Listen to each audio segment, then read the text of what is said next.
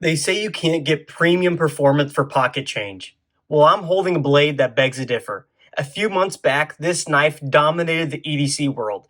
D2 crossbar lock and available at your local Walmart for under $5. This orange fella set the community alight. Now, a few months on from the craze, I was finally able to snag one to see if the hype was warranted or if this just simply got blown out of proportion. Spoiler alert, after having it in hand for a few days, I'm pretty shocked. Let's get into it. So for $5, what are we truly getting? First glance, we have bright injection molded plastic handles that make it impossible to lose. We have a crossbar lock and a deep carry pocket clip. So far, everything's looking pretty good, right? But for $5, this must have some major pitfalls. Unfortunately, I really can't find them. This knife is honestly shockingly good for the price. This isn't a grocery store throwaway. This has a D2 blade, full steel liners, a crossbar lock, and really great action for the price of a fast food hamburger. This knife is coming with a 3.3-inch D2 blade and an overall length of 7.5 inches. This puts it in pretty great company next to some of my favorite other crossbar knives like the Kershaw Bel Air and finally the Kaiser Drop Bear. While we have these knives out, I want you to look at some of the similarities real quick. Though many claim that this knife is the Benchmade bug-out killer due to the plastic handles and similar look, in my opinion, I think it looks very similar to the Bel Air here. We have a similar handle shape and lanyard hole placement, even matching jimping on the end of the knife handle here. The pocket clips also look strikingly similar. The crazy thing is actually the action is pretty close.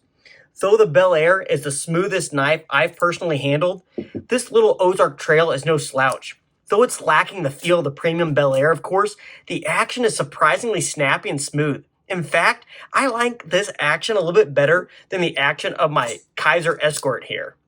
After hundreds of open and closed cycles now, this is still smooth, strong, and I have experienced zero lock failure. I've watched some other reviewers beat the snot out of this thing. It's performed pretty well. Don't get me wrong, this knife isn't all roses as there are a few thorns. Quality control can be hit or miss. Some users have reported some slight blade play, misalignment, stiff clips, but at under $10, some tolerable imperfections are expected. Just inspect before buying and tighten up if needed.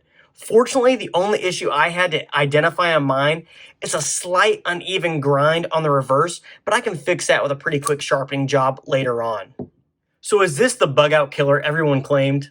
I don't know. For the people that buy this, they probably were never in the market for a bug out as Benchmade prices continue to soar with each passing day. The real question is this a better value than the bug out? Absolutely. You're getting a much inferior steel and losing the warranty and aftermarket modding potential, but on the other side of the coin, you are saving yourself a massive chunk of money.